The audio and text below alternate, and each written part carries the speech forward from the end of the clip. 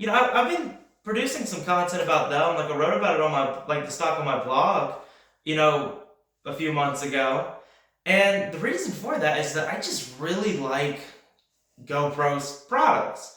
I have a camera myself. I use it quite a bit. It's absolutely amazing. Like the features on it, their editing services.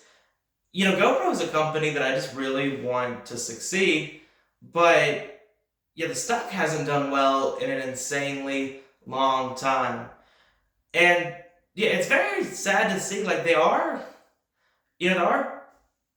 growing, like they're still getting sales and all that stuff, but they have a PE ratio of 2.70. So like the complete opposite problem that I was talking about with Shopify. When you look at that, investors basically see no growth at all happening for GoPro. And I can definitely see why they say that because, it turns out, for whatever reason, the market for action cameras is just not that big. Like, there's not that many people who actually do something they need a GoPro for. And, it's sad, but it's just the truth. And when you look at their stock, like, they're trying to find other ways to monetize, and I think that's a good thing. Like, they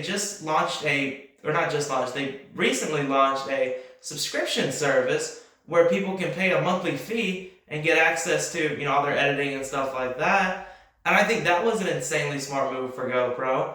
And I could see that, paying off. But when you look at the increase of competition in the camera space, is GoPro actually going to maintain their dominance? Because there's a lot cheaper ones out there. If someone's just wanting an action camera and they're not going to really, use it that much, then it makes sense to buy a cheaper one.